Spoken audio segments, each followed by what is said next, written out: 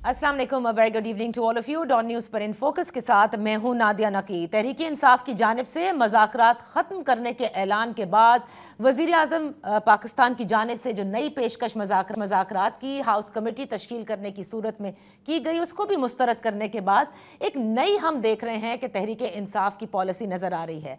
खुसूसन जब से तहरीक इंसाफ की खैबर पख्तूनख्वा की क़यादत में तब्दीली आई, यानी जुनेद अकबर साहब को खैबर पख्तूनख्वा की सदारत दी गई, तो जिस किस्म के बयानात हम देख रहे हैं, आपने कल मालाकंड में भी उनको सुना होगा और इससे कबल भी, यानी इस ओहदे पर आने के बाद से एक नई मज़ाहमती पॉलिसी पर ऐसा लगता है कि वो कारफरमा है।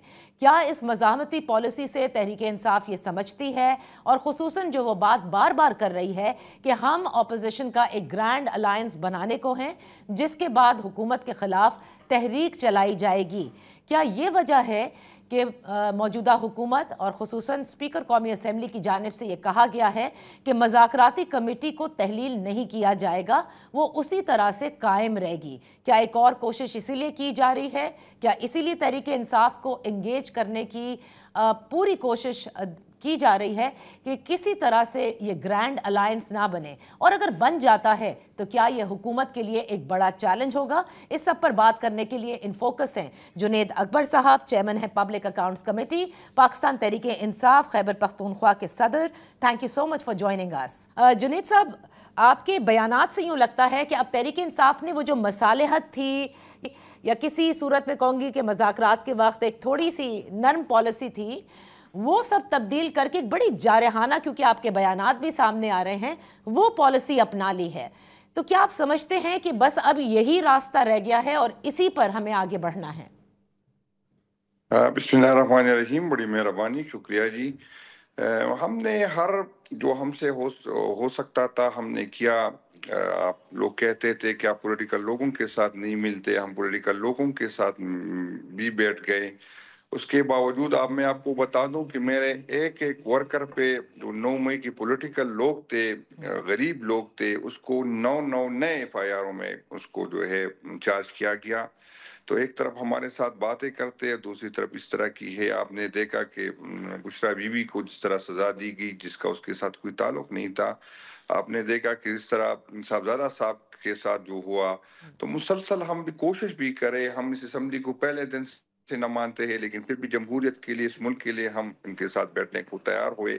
हमने कोशिश की कि इदारों के दरमियान और अवाम के दरमियान राबते ये फासले कम हो, लेकिन इसका कोई कोई मस्बत असरात हमें नजर नहीं आए। तो हमारे पास और कोई ऑप्शन रह नहीं गया। अब हमारे यही ऑप्शन रह गया है कि हम एक दफा फिर एहतजाज करें, और उसका क्योंकि अदालतों से तो कोई उम्मीद ही नहीं। यहाँ पर कुछ लोग हैं जिसने सारा सिस्टम रगामाल बनाया है, सारा सिस्टम को हाईजैक किया हुआ है, तो वही फैसले करते हैं, वही फैसले करवाते हैं। इसी जिस तरह का मैं आपको बता दूं, हमारे जो वर्कर जो 24 नवंबर के या 26 नवंबर के एहतजाज में थे, आज तक उसके जो है केसेस अदालत में नहीं लगते। तो सबको पता है कि ये कौन करवा रहा है, क्यों करवा रहा है। इसका मकसद सिर्फ ये है कि पाकिस्तान तहरीक इंसाफ के वर्कर को तंग करे, पाकिस्तान तहरीक इंसाफ को मजबूर करे कि वो मुज़ाकरात की, इस तरह की मुज़ाकरात नहीं, ताकि पाकिस्तान तहरीक इंसाफ उसकी अपनी शराइत मनवाए। अच्छा, तो इसलिए किसी सूरत काबिल कबूल नहीं। और और वो ये शराइत क्या इदारों हैं जो वो मनवाना चाहते हैं, इस पर जरा रोशनी इसमें डालिएगा। कोई छुपी सी बात नहीं है। मैं सबको बताना चाहता हूं कि इदारों का और हुकूमत का यही जो है वाहिद ख्वाहिश है और यही डिमांड है कि पाकिस्तान तहरीक इंसाफ इसी हुकूमत को, जो 17 सीटें जीत की हुकूमत में आई है, उसको 2 साल मजीद हुकूमत करने दे। यही इसकी यही पहली और आखिरी ख्वाहिश है, और इसको हम मानने को तैयार नहीं है। तो इसका मकसद सिर्फ इसलिए है कि भी हम पे जो है इस तरह की फायारे काटते हैं, कभी हमें डराते हैं, कभी जो जिस तरह रियासती इदारे एक अपने कंधों पे ऐसा बोझ उठा चुके हैं जिसका ना उसको फायदा है, न मुल्क को फायदा है, न तो जमहूरियत जुनेद को अकबर फायदा है। साहब, 2 साल, अगर ये शर्त ये है कि 2 साल मौजूदा हुकूमत को मजीद तहरीक इंसाफ चलने दे, तो अभी कुछ रोज़ कबल भी, गुज़िश्ता रोज़ बैरिस्टर अली ज़फ़र भी ये कह रहे थे कि अब जो एहतजाज होगा या लॉन्ग मार्च भी हो सकता है, यही इंदिए दिए जा रहे हैं, उसमें एक ही मुतालबा होगा, कबल अज़ इंतखाबात। ये दुरुस्त है? ये क्या पार्टी पॉलिसी है अब? نہیں بالکل ہم چاہتے یہی ہے کہ کیونکہ عدالتوں سے ہمیں کوئی انصاف کی امید ہی نہیں، ہمیں پتہ ہے کہ، اور یہ میں نہیں کہہ رہا ہوں، آپ نے دیکھا کہ ہائی کورٹ کے جج صاحبان نے چیف جسٹس، اس وقت کے چیف جسٹس صاحب کو، لیکن آپ سب کو پتہ ہے کہ اس کی لانے کا مقصد کیا تھا، اس نے نہ وہ سن رہا تھا نہ دیکھ رہا تھا، اس کو جب اس کی فائدے کی یا کسی اور کی فائدے کی تو پھر وہ سوشل میڈیا پہ دیکھتا اور میڈیا پہ بھی آتا، میڈیا بھی دیکھتا، لیکن جب ہماری بات ہوتی تو پھر وہ نہیں سنتا تھا۔ تو اس کو چیف جسٹس نے لکھا، آپ نے دیکھا کہ یہاں پر ای ٹی سی کی ججوں نے لکھا، یہاں پر ججوں کے رشتہ داروں کو وہ اداروں نے اٹھائے ہے، اس کو بلیک میل کیا ہے، اس سے زبردستی فیصلے کروائے، تو یہ کوئی چھپی بات نہیں ہے، اور یہ میں نہیں، آپ سب کو پتا ہے کہ کوئی اب اسی طرح کی فیصلے اگر آئیں گے تو نہ اس کو کوئی اس کو ماننے کو تیار نہیں۔ اور میں آپ کو ایک اور بات بتا دوں، یہاں پر جو ہمارے 9 مئی کے جو 26 نومبر کے جو شہید ہے، ان کے فیملی کو ابھی تنگ کر رہے اور اس سے ایفیڈیوٹ زبردستی لینے کی کوشش کر رہے ہیں کہ آپ اس میں لکھ لیں کہ نہ میں اس کے کیس کروں گا، نہ میں عدالتوں میں ایسی کوئی بات کروں گا، نہ کسی سے الزام لگاؤں گا، اور میں یہی کہوں گا کہ میرا بیٹا جو ہے، میرا بھائی جو ہے یا بیٹا ہے یا جو رشتہ دار ہے، وہ ایکسیڈنٹ میں جو ہے ایک حادثاتی طور پر اس کی موت ہوئی، کسی نے اس پہ گولیاں نہیں چلائی، تو اور یہ اسے سب یہی کچھ سمجھانے نہیں، کی لیکن یہ جو آپ کے لوگ ہیں جن کا آپ ذکر کر رہے ہیں، یہ خیبر پختونخوا کے لوگ ہیں؟ نہیں، یہ خیبر پختونخوا کے بھی لوگ ہیں اور پنجاب کے بھی ہیں، مختلف ایریا کے لوگ تو ہیں، سر بالکل پھر خیبر ان پہ پختونخوا۔ زور کون ڈال رہا ہے یہ کہ وہ ان کے جو اہل و عیال ہیں وہ ایفیڈیوٹ دیں کہ ان کا بچہ جو ہے وہ ایکسیڈنٹ کے اندر جاں بحق ہوا؟ میڈم آپ کو بھی پتا ہے اور ہمیں بھی پتا ہے کہ زور کون ڈالتا ہے، وہ وہی لوگ ڈالتے ہیں جو ایک منتخب وزیر اعظم کو وہاں سے نکالتے ہیں، وہی لوگ ڈالتے ہیں جو اس کو جلا وطن کرتے، اس کو جیلوں میں جاتے ہیں، وہی لوگ ہیں جو 7 سیٹوں جیتے ہوئے لوگوں کو اسمبلی میں لے کے آتے، اسی وزیر اعظم بناتے، وہی لوگ ہیں جو پارٹی میں کہتے ہیں کہ وہاں میں فلاں شخص قابل قبول نہیں، فلاں شخص قابل قبول ہے، یہ وہی لوگ ہیں جو زبردستی اس کو جو ہے سی ایم دیتے ہیں، اس کو انٹیریئر منسٹر دیتے ہیں۔ یہ تو کوئی چھپی بات نہیں، سب کو پتا ہے کہ تو یہ کون جنید اکبر لوگ ہیں۔ صاحب، 8 فروری کو اب آپ کی صدر بننے کے بعد خیبر پختونخوا کے تحریک انصاف کے یہ پہلا احتجاج ہوگا جس کو آپ آف کورس لیڈ کر رہے ہوں گے پارٹی کی طور پر، تو کیا لاہے عمل ہے؟ کیونکہ بہت سارے لوگ یہ کہتے ہیں کہ یہ اتنا زیادہ سکسیسفل شاید نہ ہو، ایون کے پی کی حد تک نہ ہو سکے، اور اس نہیں، اگر کے ریزنز، آپ اور اس کے جو ریزنز دیے جاتے ہیں وہ یہ کہتے ہیں کہ جی آپسی لڑائیاں اتنی ہیں کہ شاید جنید اکبر صاحب ایک اچھا کراؤڈ یا ایک اچھا احتجاج پٹ اپ نہ کر سکیں۔ نہیں، انشاءاللہ میں لوگوں کو بتانا چاہتا ہوں کہ آپ یہ غلط فہمی میں انشاءاللہ تعالیٰ دور کر دوں گا۔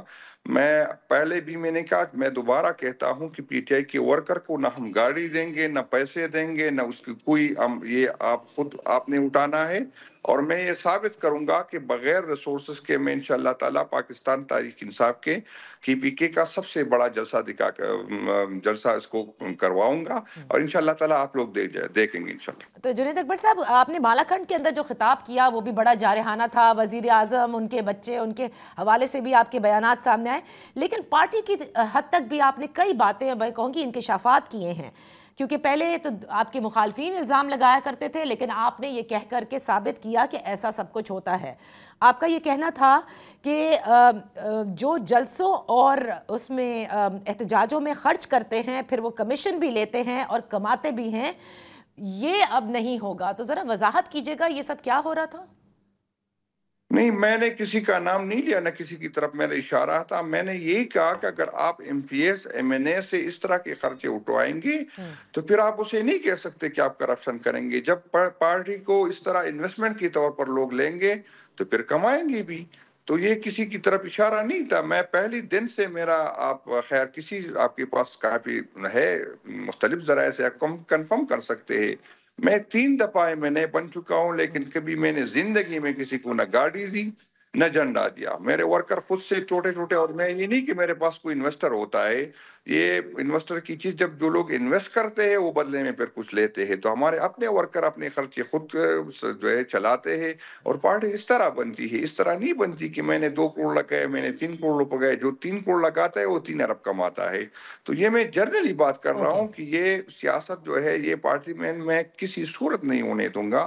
میں اس پارٹی کو ورکر کی پارٹی بناؤں گا تاکہ ہر بندے کو میری طرح لوور مڈل کلاس کے لوگ بھی وہ اس طرح کی پوزیشن سنبھال سکتے ہیں، اور ان کے لیے کوئی مسئلہ پارٹی چڑھانا کوئی مسئلہ پھر نہ رہے۔ تو ہم اگر ذمہ داری اس طرح کریں گے کہ یار یہ فلاں بندہ ہے، یہ کیونکہ اس کے پاس عہدہ ہے یہ چلائے گا، تو پھر وہ چلا تو لے گا لیکن پھر وہ کمائے گا۔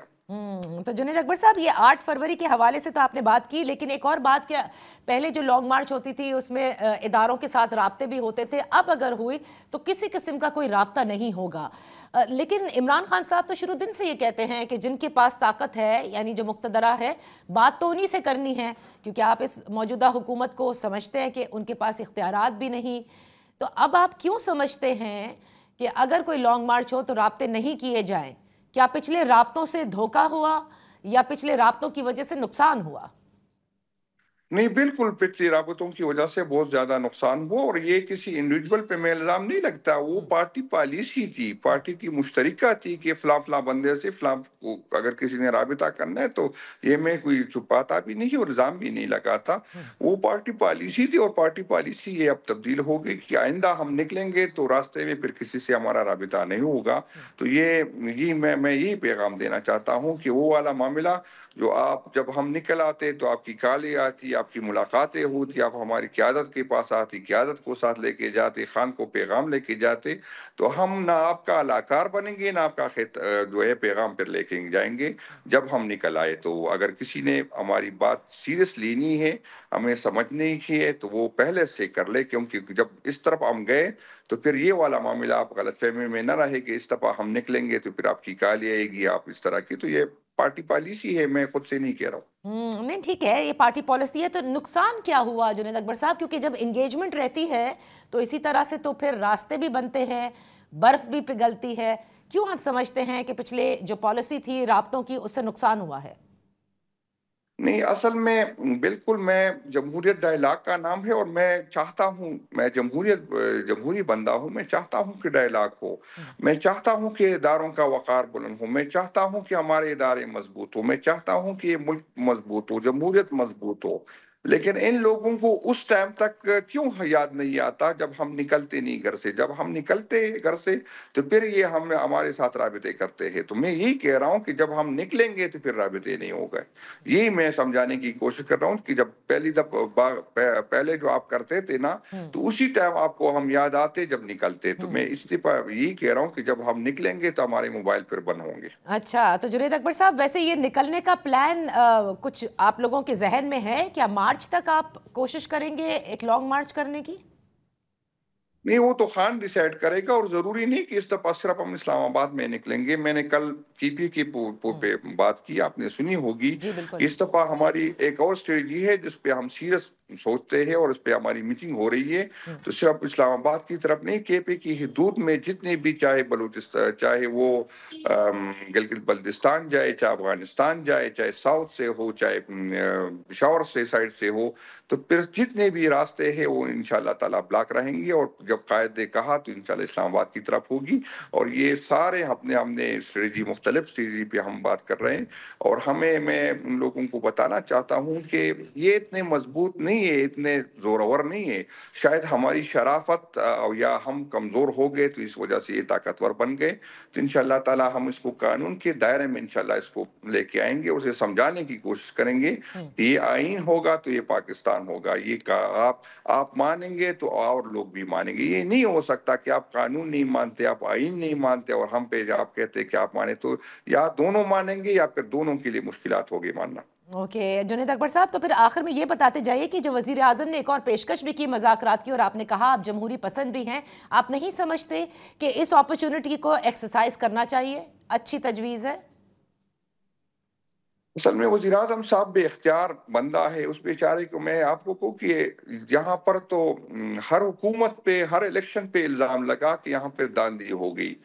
لیکن کبھی کسی کو زبردستی حکومت نہیں دی گئی. ان بیچارے کو زبردستی حکومت دی گئی. وہ بیچارے کے پاس ہے کیا کہ وہ بات کرے یا بات نہ کرے؟ وہ بیچارہ وہ تو دن میں 10 دفعہ کالے کرتا ہے، اس سے اجازت لیتے ہیں، اس سے مشورے کرتے ہیں، اس کو حکم بجا اور کرتے ہیں.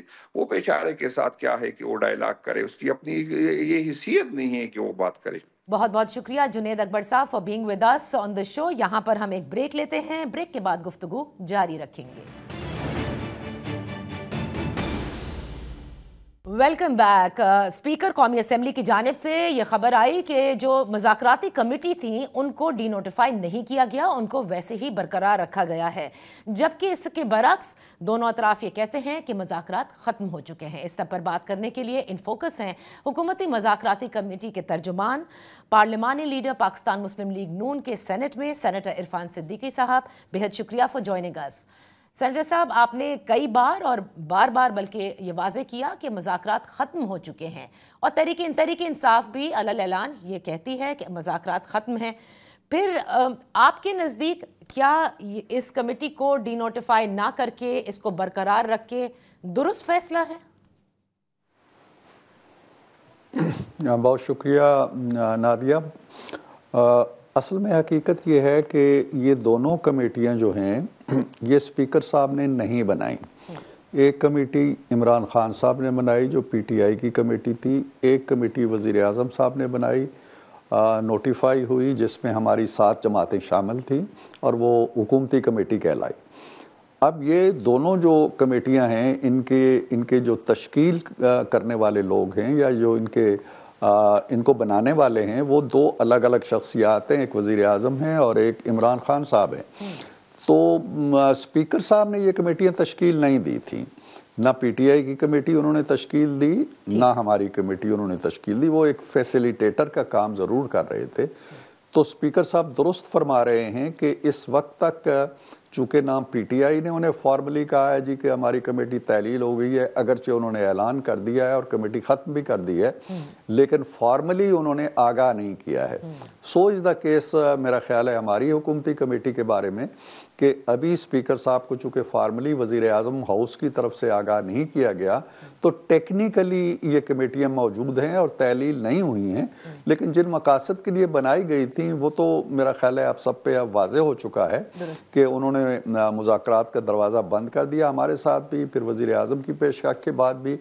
تو کمیٹیاں اگر ٹیکنیکلی ایگزسٹ بھی کرتی ہیں تو بھی ان کے سپر جو کام کیے گئے تھے ان کے دروازے تو بند ہو چکے ہیں. صحیح. تو عرفان صدیقی صاحب، جو وزیر اعظم کی جانب سے ایک نئی پیشکش کی گئی اس کو بھی تحریک انصاف مسترد کر چکی ہے، لیکن بیرسٹر علی ظفر یہ کہتے ہیں کہ دیکھیں جو جوڈیشل کمیشن کا مطالبہ تھا وہ اس لیے تھا کیونکہ اس کی حیثیت ایک عدالت کی سی ہوتی ہے اور قانونی طور پر وہ بنایا جاتا ہے، جبکہ جو ہاؤس کمیٹی ہے وہ اس کی وہ حیثیت نہیں ہوتی، وہ اس طرح سے انویسٹیگیٹ پروب بلانا بھی نہیں کر سکتی اور نہ ہی اس کی کوئی قانونی حیثیت ہوتی ہے اس طرح.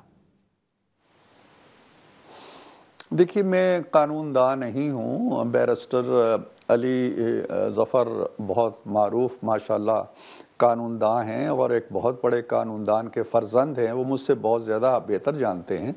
لیکن اتنی بات میں بھی جانتی ہوں کہ کوئی بھی کمیشن چاہے وہ عدالتی ہو، چاہے وہ پارلیمانی ہو، چاہے کوئی اور ہو، وہ جس نتیجے پہ پہنچتا ہے وہ بائنڈنگ نہیں ہوتی، اس کی حیثیت ریکمنڈیشن کی ہوتی ہے. حتیٰ کہ جو حمود الرحمن کمیشن تھا اس کی فائنڈنگز بھی ان پہ عمل نہیں ہوا، وہ ابھی تک پڑی ہوئی ہیں.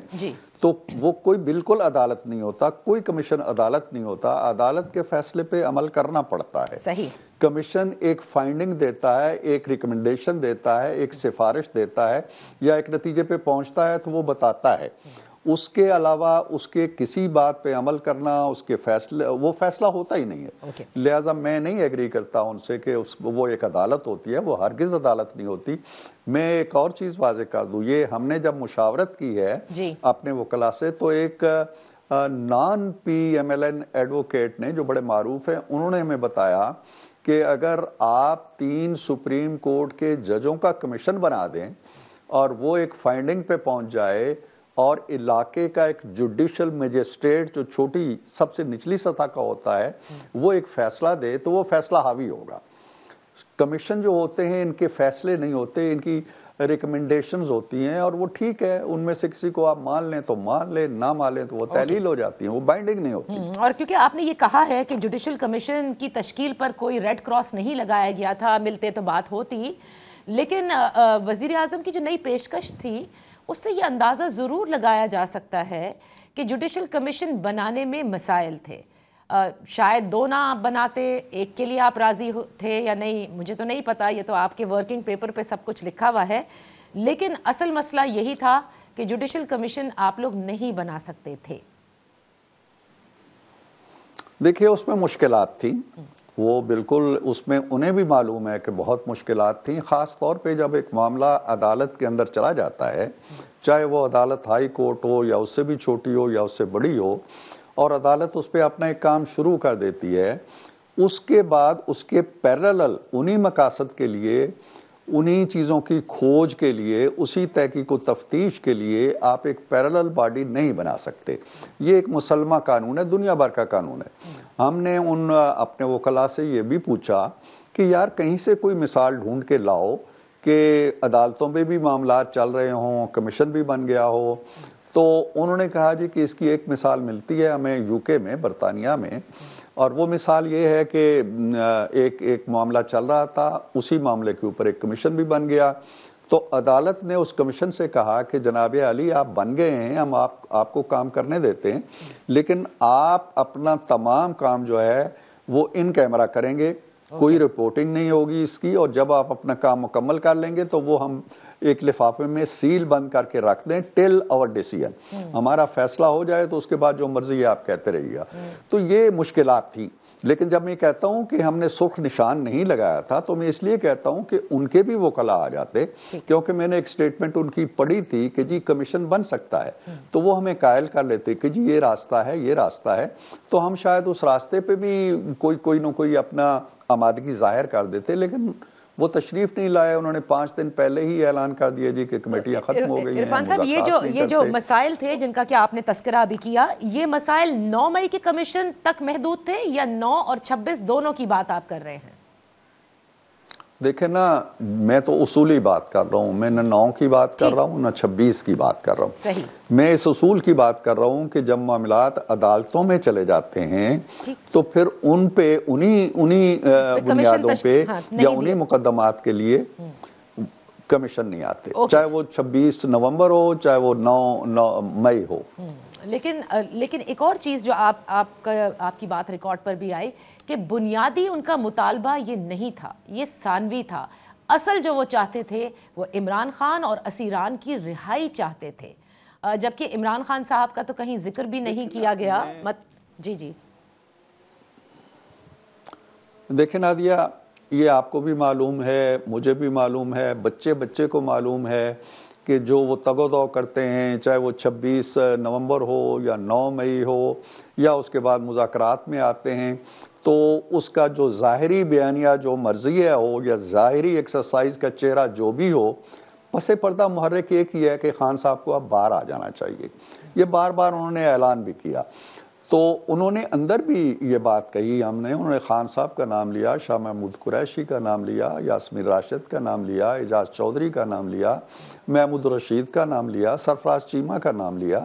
یہ نام لے کے انہوں نے کہا جی کہ ان کی رہائی کے لیے آپ لوگ سہولت کاری کریں، اور یہ ان کی ڈیمانڈز کے اندر بھی یہ چیز کہیں نہ کہیں آپ کو میں دکھا سکتا ہوں، نام نہیں ہے اس میں۔ یہ میں بالکل دیانت سے کہنا چاہتا ہوں کہ انہوں نے کبھی یہ نہیں کہا جی کہ وزیر اعظم کوئی ایگزیکٹو آرڈر جاری کر کے انہیں چھوڑ دیں، وہ یہی کہتے تھے کہ سہولت دیں اور عدالتی عمل کے ذریعے یا کسی بھی عمل کے ذریعے ان کی رہائی کو ممکن بنائیں۔ تو اب ان کی رہائی کو ممکن بنانے پہ بھی بات ہو سکتی تھی، کیا راستے ہو سکتے ہیں، کن چیزوں پہ ہم رعایت دے سکتے ہیں، ضمانتوں کے حوالے سے کیا ہو سکتا ہے۔ دیکھیں نا، جو مذاکرات ہوتے ہیں نا نادیہ، یہ 2 + 2 4 کی طرح اس طرح نہیں ہوتے ہیں کہ جی یہ ہو گیا تو تھوڑا مار کے ہم الگ ہو گئے، کلاڑا مار دیا اس پہ، ایسے نہیں ہوتا۔ ہم ایک ورکنگ پیپر لے کے آتے، وہ ایک لے کے آئے 42 دن کے بعد، آفٹر 42 days وہ اپنی ڈیمانڈز لے کے آئے، ہمیں ایک ورکنگ ہفتہ نہیں دے رہے ہو، چلیں وہ 28 کو ہماری ڈیٹ ختم ہو رہی ہے, 23 کو وہ 5 دن پہلے اعلان کر دیتے ہیں. مجھے نہیں معلوم کہ اس کی کیا وجہ تھی. آ جاتے, ہم انہیں کمیشن نہ دیتے, ہم ان کی مطالبات نہ مانتے, ان کے پاس بڑی جسٹیفیکیشن ہوتی جی کہ حکومت نان سیریس ہے, پھر چلے جاتے بے شک. لیکن انہوں نے بات ہی نہیں سنی. لیکن اب تو وہ دوسری ڈگر پر ہیں. جنید اکبر صاحب, جن کو خیبر پختونخوا کا صدر بھی بنایا گیا اور وہ پبلک اکاؤنٹس کمیٹی کے چیئرمین بھی ہو گئے ہیں, انہوں نے اب ایک جارحانہ پالیسی اپنا لی ہے, اور وہ کہتے ہیں یہ میری نہیں, یہ تحریک انصاف کی اب پالیسی ہے کہ احتجاج ہوگا اور بالکل ہوگا, اور یہی ایک راستہ ہے.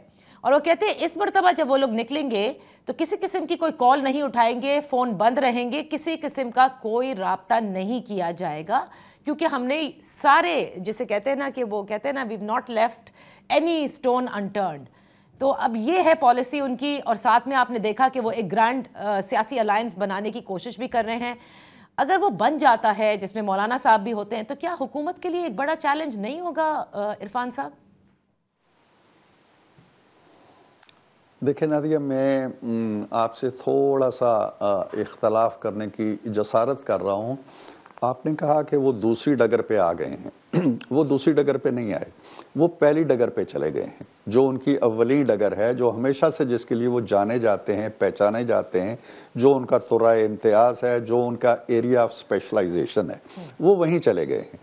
دوسری ڈگر یہ تھی جو مذاکرات پہ وہ آئے تھے, جو ان کا میدان نہیں ہے, ان کا شعبہ نہیں ہے, ان کی ایکسپرٹیز نہیں ہے, مایوس ہو کے, بددل ہو کے, بیزار ہو کے, نتائج کا انتظار کیے بغیر وہ اپنے پسندیدہ کھیل کے میدان میں واپس چلے گئے.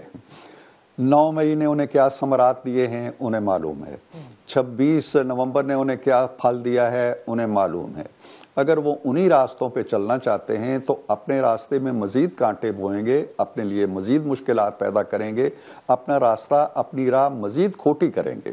حکومت کا کچھ نہیں بگڑنا. حکومت ظاہر ہے کہ اگر وہ بازار کا مکالمہ پسند کرتے ہیں, ڈی چوک کا مکالمہ پسند کرتے ہیں, 9 مئی کا مکالمہ پسند کرتے ہیں, تو حکومت اس مکالمے میں بھی بات کر لے گی, وہ اسی لہجے میں بھی بات کر لے گی. حکومت کے پاس قانون نے, آئین نے اتھارٹی دی ہوئی ہے کہ ایسے لوگوں کے ساتھ کس طرح مکالمہ کیا جاتا ہے. دوسری بات جو آپ فرما رہی ہیں ان کے گرینڈ الائنس کی, گرینڈ الائنس کا میں کم از کم پورے یقین کے ساتھ یہ کہہ سکتا ہوں کہ کوئی مہذب سیاسی جماعت بشمول مولانا فضل الرحمان صاحب کے جلاؤ, گہراؤ, تباہی, فساد, 9 مئی, 26 نومبر جیسے کاموں میں ان کا ساتھ نہیں دے گی. کوئی اپنی ریپیوٹ کو, اپنے کارکنوں کو, اپنے نام کو, اپنے وقار کو ان کی بے مہار آتش زنی کی آگ کا ایندھن نہیں بننے دے گا. مولانا فضل الرحمان بہت زیرک سیاست, انہوں نے کبھی تخریب کی سیاست کی نہیں ہے, کبھی ہنگامہ و فساد کی سیاست کی نہیں ہے.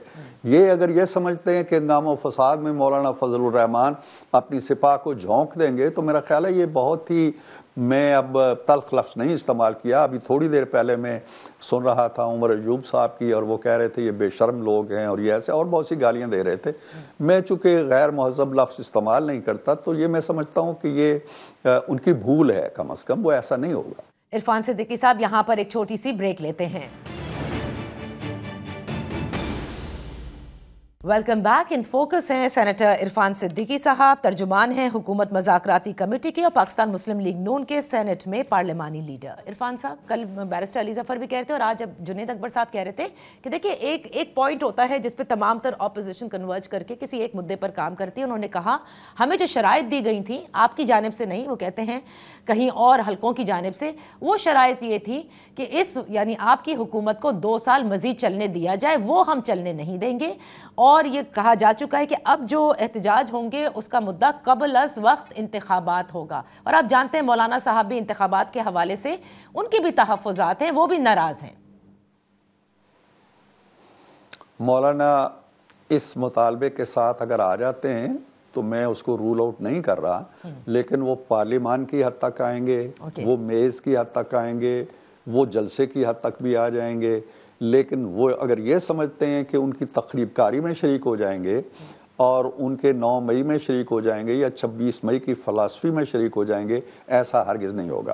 دوسری بات یہ ہے کہ وہ جن خفیہ حلقوں کی بات اکثر و بیشتر کرتے رہتے ہیں, ان کا کوئی نہ کوئی فرد جو ہے وہ تاک جھانک کر کے وہاں سے یہ خبر لے آتا ہے جی کہ فلاں نے چلمن ہٹا کے مجھے دیکھا ہے، فلاں میں چھت پہ کھڑا تھا اور اس نے میری طرف یوں جھانک کے دیکھا.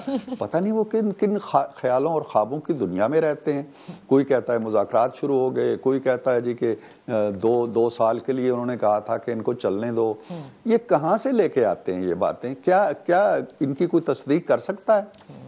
یہ جو مرضی ہے کہتے چلے جاتے ہیں تصدیق اور تردید جن کے بارے میں نہیں، جن کے بارے میں ہے وہی کر سکتے ہیں. ظاہر ہے ہم کیا کریں گے یہ تصدیق اور تردید. عرفان صاحب آخر میں یہ جاننا چاہوں گی، اسلام آباد ہائی کورٹ کا جو مسئلہ ہے وہ حل ہوتا نظر نہیں آ رہا. پہلے بھی ایک خط لکھا گیا تھا جس پر بڑی آپ کو یاد ہوگا کہ بڑی آپ سے اس پہ میری گفتگو بھی ہوئی تھی پروگرام میں. اب جو خط منظر عام پر آیا اس میں تحفظات کا اظہار کیا گیا ہے کہ آؤٹ سائڈ یعنی باہر سے چیف جسٹس کی تعیناتی پر تحفظات ہیں. ایک تاثر جو ڈیولپ ہو رہا ہے کہ اسلام آباد ہائی کورٹ کو مینج کرنے کی کوشش کی جا رہی ہے. میں چاہوں گی آپ اس پر اپنی رائے ضرور دیجیے. دیکھیں جی، میں آپ کو پتہ ہے کہ ایسی رائے نہیں دیا کرتا جس کے بارے میں میرے پاس سالڈ ٹھوس معلومات نہ ہوں. میں چونکہ سارے لوپ کے اندر ہوں نہیں، لیکن میں اتنا ضرور جانتا ہوں کہ چونکہ میں سینٹ میں ہوں، ایک قانون سازی ایسی ضرور ہوئی تھی جس میں ایک ہائی کورٹ کا جج دوسری ہائی کورٹ کے اندر آ سکتا ہے. اب معاملہ یہ ہے کہ دو بڑی نہایت اہم شخصیات جو ہے ملک کی، ان کو ایڈریس کیا ہے عالی مرتبت جو ہمارے ہائی کورٹ کے جج ہیں. انہوں نے ایک چیف جسٹس کو مخاطب کیا ہے، ایک صدر مملکت کو مخاطب کیا ہے. میرا خیال یہ ہے کہ نہ حکومت سے انہوں نے کوئی بات کی ہے. میں حکومت کا نمائندہ ہوتے ہوئے یا سیاسی پارٹی کا نمائندہ ہوتے ہوئے اس پہ کوئی تبصرہ نہیں کروں گا. تبصرہ وہی کر سکتے ہیں جن کو انہوں نے ایڈریس کیا ہے، جواب بھی وہی دے سکتے ہیں جو تو یہ بہرحال ایک ایسا معاملہ انہوں نے اٹھایا ہے جس کو ظاہر ہے کہ اب صدر مملکت نے اور چیف جسٹس صاحب نے آئین، قانون، قاعدے کو دیکھتے ہوئے ایڈریس کرنا ہے. بالکل آپ نے درست فرمایا، لیکن کیونکہ آپ لوگ آئین بنانے والوں میں سے ہیں، قانون بنانے والوں میں سے، لگتا ہے کہ 26ویں آئینی ترمیم کے بعد بھی جو خلیج پر ہونی تھی وہ مزید بڑھتی جا رہی ہے عدلیہ میں، وہ پر ہوتی دکھائی نہیں دے رہی. عرفان صاحب دیکھیں، مسائل ہوتے ہیں، ہمیشہ رہے ہیں کچھ نہ کچھ.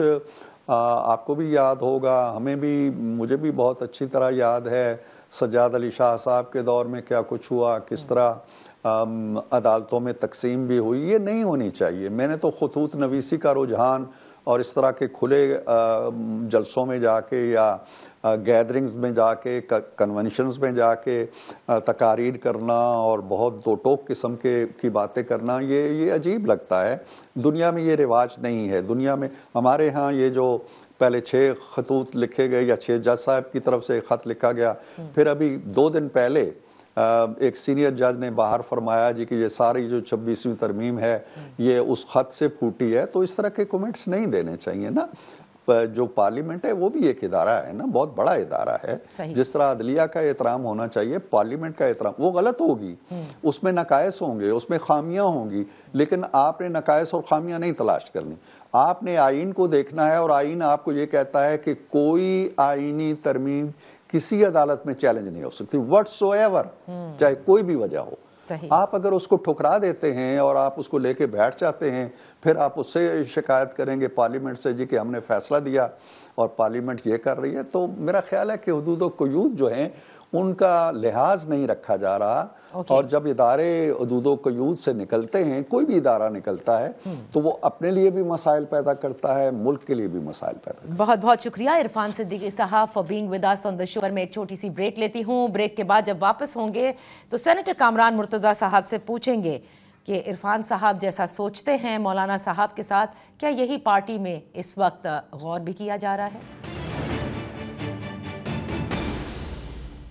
Welcome back. J U I سے سینیٹر کامران مرتضیٰ ہمارے ساتھ ان فوکس ہیں. Thank you so much for joining us. Senator صاحب، اس وقت میرے خیال سے حکومت بار بار یہ کہہ رہی ہے کہ مولانا فضل الرحمان صاحب ایک زیرک سیاستدان ہیں، وہ تحریک انصاف کے ساتھ اس طرح سے ساتھ نہیں دے سکتے جس طرح کی احتجاج تحریک انصاف کرتی ہے. اب آپ لوگوں سے کیونکہ ملاقات چل رہی ہے اور Tehreek Insaf is looking forward towards a grand alliance of opposition, کیا اس پر غور و خوض کیا جا رہا ہے؟ کیا ممکن ہے کہ آپ ان کے احتجاجوں کا اور ان کا ساتھ دیں گے؟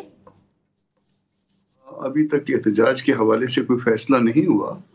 مولانا جو ہے وہ پنجاب کے دورے پہ ہیں. گوجرانوالہ یہاں سے گئے اور پھر گوجرانوالہ سے لاہور اور لاہور سے پھر واپس آئیں گے. تو یہ پھر پارٹی کے سامنے رکھیں گے جو کچھ پی ٹی آئی نے کہا یا ان کے دوستوں نے کہا ہمارے ساتھ جب ملے تھے. تو بہرحال وہ زیرک سیاستدان والی بات تو یہ ہے کہ وہ سارے کہتے ہیں کہ زیرک سیاستدان ہیں مگر پھر وہ زیرک ہی رہتے ہیں. تو سینیٹر صاحب یہ بتائیے گا نا کہ اب تحریک انصاف یہ کہتی ہے کہ 2 سال مزید حکومت کو نہیں چلنے دیں گے اور قبل از وقت انتخابات کی بات ہوگی. آپ لوگوں کی جماعت کو بھی، خود مولانا صاحب کو بھی الیکشن سے تحفظات رہے ہیں 8 فروری کے، تو ممکنات میں سے ہے کہ ساتھ دیا جا سکتا ہے اس گرینڈ الائنس میں؟ ممکنات جو میرا ذاتی خیال ہے، میں صرف اپنے ذاتی خیال کا اظہار کر رہا ہوں. یہ ممکن ہو سکتا ہے کہ ہم اکٹھے چل پائیں مگر اس میں خیبر پختونخوا بھی شامل ہے. تو خیبر پختونخوا میں بھی جو کچھ ہوا یا تو اس کا پہلے شروع سے آڈٹ ادھر سے شروع کر دیں، کیونکہ ہم وہاں پہ تو ایک پیج پہ آ گئے نا. جو ہم کہہ رہے ہیں الیکشن میں دھاندلی ہوئی تو پھر وہاں سے جو شروع کر لیتے ہیں، وہاں سے اوپن کر لیتے ہیں، آڈٹ شروع کروا دیتے ہیں. پورے کا پورا الیکشن جو ہے نا آپ کا اس کے اوپر سایہ آ جائیں گے. تو مگر سٹل جو ہے نا دیکھتے ہیں، رکھتے ہیں اس کو اداروں کے سامنے آتا ہے پارٹی کے، تو وہ کیا ڈیسائیڈ کرتے ہیں. یہ تو ذاتی رائے ہو سکتی ہے مگر ادارے کیا فیصلہ کریں گے، پارٹی کیا فیصلہ کرے گی، مولانا کیا کنوے کریں گے، اس کو اب چند دن لگیں گے. اچھا، تو سینیٹر صاحب یہ کیا کہیں بات زیر بحث آئی ہے یا ممکنات میں سے ہے کہ مولانا فضل الرحمان صاحب کی ملاقات کروائی جائے عمران خان صاحب سے؟ ایسا کچھ گفتگو ہوئی؟ یہ فیلر چھوڑتے ہیں، کوئی دوست آ کے فیلر چھوڑ دیتا ہے اور اس کی مطلب وہ صحافیوں سے میں کہہ رہا ہوں، پی ٹی آئی سے نہیں کہہ رہا. اور پھر اس کے بعد جو ہے نا وہ اس کے اوپر جو ہے نا وہ دونوں طرف سے جو ہے نا میں جواب میں کہہ دیتا ہوں کہ مجھے اچھا نہیں لگتا، ادھر سے جواب آ جاتا ہے کہ نہیں ہم نے کب کہا ہے. تو یہ کوئی ایسی بات کوئی آئی نہیں ہے کہ باضابطہ طور پہ ایسی ملاقات کی تجویز نہیں آئی پی ٹی آئی کے حلقوں سے، کم از کم میرے علم میں نہیں ہے. کبھی تجویز آئے گی تو پھر اس کے اوپر دیکھیں گے. مگر مولانا کا جانا جو ہے وہ اڈیالہ جا کے ان سے ملنا، مجھے کم از کم ایز اے ورکر جو ہے جو میرا وہ لیڈر ہے، تو مجھے کم از کم جو ہے نا وہ اچھا نہیں لگتا. صحیح. سینیٹر صاحب اب آتے ہیں 26ویں آئینی ترمیم کے وقت بھی آپ لوگوں سے، اب ظاہر ہے جس طرح سے آپ لوگوں کی حکومت کے ساتھ مستقل مذاکرات بھی چل رہے تھے، معاملات بھی چل رہے تھے، اس کے باوجود ہم دیکھ رہے ہیں کہ معاملات کچھ حل نہ ہوتے دکھائی نہیں دے رہے. اب آپ دیکھیں کہ اسلام آباد ہائی کورٹ کے ججز کی جانب سے جو خط منظر عام پر آیا، جو انہوں نے نہ صرف چیف جسٹس بلکہ مختلف ہائی کورٹس کے چیف جسٹس کو، صدر مملکت کو جو لکھا ہے، اس سے تو یہ محسوس ہوتا ہے کہ آل از ناٹ ویل، اور وہ یہ نہیں سمجھتے کہ باہر سے کوئی چیف جسٹس اسلام آباد ہائی کورٹ میں تعینات یا اس کی تقرری کی جا سکتی ہے. آپ کیا سمجھتے ہیں اس پر؟ ایسا ہے کہ جو اوریجنل ڈرافٹ تھا اس پہ آرٹیکل 200 کے حوالے سے، اس میں انہوں نے اسلام آباد ہائی کورٹ کے ججز کو نشانہ بنانے کے لیے، میں یہ سمجھتا ہوں کم از کم اس میں جو ہے ترمیم پرپوز کی تھی. اس میں ان کو ان کی منشا کے بغیر بھی ٹرانسفر کر سکتے تھے، بغیر ان کی ان سے پوچھے، اور اس کو ہم نے اپوز کیا، نہیں ہونے دیا. اب انہوں نے کہا یہ تو نہیں ہونے دیا، وہ آرٹیکل 200 ایسے ہی رہ گیا جس طرح سے شروع میں تھا اور آج تک ہے. مگر اب انہوں نے حل یہ نکالا کہ ان کے اوپر جو ہے نا کوئی باہر سے لا کے چیف جسٹس مسلط کر دیتے ہیں، اور وہ وہاں سے کنسرٹ لینا ہے، یہ وہ ود ان ڈومین آ جائے گا.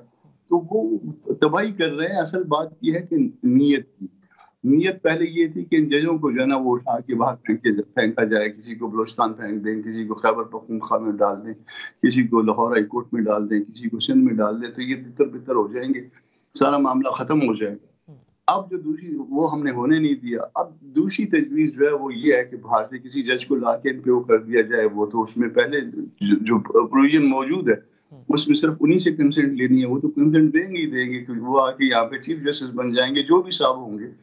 تو یہ اس میں گورنمنٹ کر رہی ہے، اور میرا خیال ہے کہ کوئی تباہی کا کوئی معاملہ رہ نہیں گیا جو ان کے ہاتھوں سے ہونے والا باقی رہ جائے. تو یہ کیا اسلام آباد ہائی کورٹ کو مینج کرنے کی کوشش کی جا رہی ہے؟ بظاہر تو ایسے ہی لگ رہا ہے. اس کے علاوہ تو اللہ دلوں کا حال تو اللہ جانتا ہے، مگر جو ایویڈنس آ رہی ہے وہ یہی ہے کہ آپ دیکھیے نا ان کا وہ جو 56 کلازز والا اوریجنل جو ہے نا ڈرافٹ دیکھیے، اس میں آرٹیکل 200 کے ساتھ یہ کیا کر رہے تھے، نہیں ہونے دیا. جے یو آئی ڈٹ گئی اس کے اوپر، اور دین جناب یہ حرکت شروع ہو گئی.